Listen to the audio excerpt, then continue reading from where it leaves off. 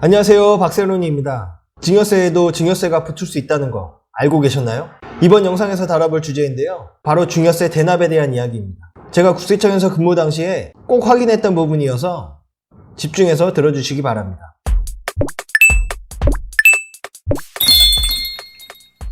직장인 A씨는 돌아가신 아버지로부터 상속받은 토지를 대학생이 된 자녀에게 증여를 하고 홈택스에서 증여세 신고를 했습니다. 공시지가를 적용하여 5억 원의 증여재산가액을 산정하고 증여재산 공제액 5천만 원을 적용하여 신고한 뒤 증여세 7,760만 원까지 즉시 계좌이체로 납부까지 했습니다. 근데 몇 달 뒤 국세청으로부터 과세예고 통지서를 받게 됩니다. 내용은 증여세를 과소 신고했으니 추가로 증여세를 고지하겠다는 내용이었습니다. A씨는 황당한 마음에 담당자와 통화를 해봤지만 소득이 없는 자녀의 증여세를 대신 납부한 것도 증여에 해당된다는 답변만 듣게 되었습니다.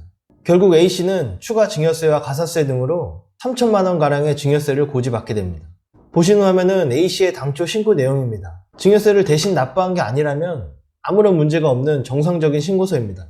다만 자녀를 대신해서 납부한 증여세가 증여재산가액에 반영이 안 된 게 문제였습니다. 토지 5억 원과 대납한 증여세를 합해서 증여세를 신고해야 되는 겁니다. 그런데 단순하게 A씨가 납부한 7,760만 원을 증여재산가액에 더하는 게 아닌 게 문제입니다. 그렇게 계산하면 다시 계산된 증여세는 7,760만 원보다 커지고 계속해서 무한대로 계산이 반복될 수밖에 없습니다. 그래서 실무적으로는 그로스업 방식이라는 증여세 대납액에 대한 계산을 하는데요, 산식은 아래와 같습니다.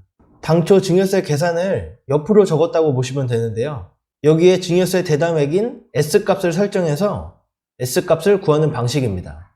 이렇게 계산하는 경우 S값은 1억 200만 원가량 계산값이 나오는데요, 이 값을 5억 원의 증여재산가액에 합쳐 신고서를 작성해야 합니다. 여기서 처음에 신고할 때는 20% 세율이었는데 왜 계산식에서는 30%로 계산된 건지 의문이 들 수 있는데요, 처음에 신고할 때 과세표준이 4억 5천만 원이고 증여세가 7,700만 원으로 단순히 둘을 합치면 5억이 초과되어 30% 세율 적용의 구간으로 넘어가기 때문입니다. 증여세 대납액을 반영해서 증여세를 계산해보면 보시는 화면같이 계산이 되는 것을 볼 수 있습니다. 만약에 A씨가 처음부터 증여세 대납액을 고려했으면 500만 원 정도를 덜 낼 수 있었습니다.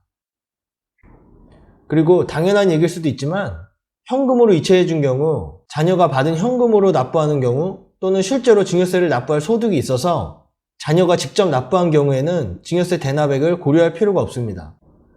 그리고 증여세를 대납했다 하더라도 자녀가 비거주자에 해당되는 경우 연대납세 의무자에 해당돼서 이것도 마찬가지로 대납한 증여세에 과세가 되지 않는다는 점도 알고 계셨으면 좋겠습니다. 소득이 없는 자녀에게 증여를 하는 경우 증여세 대납도 꼭 고려하신다면 세금을 더 내지 않고 자산을 지킬 수 있다고 생각합니다. 오늘 영상은 여기까지입니다.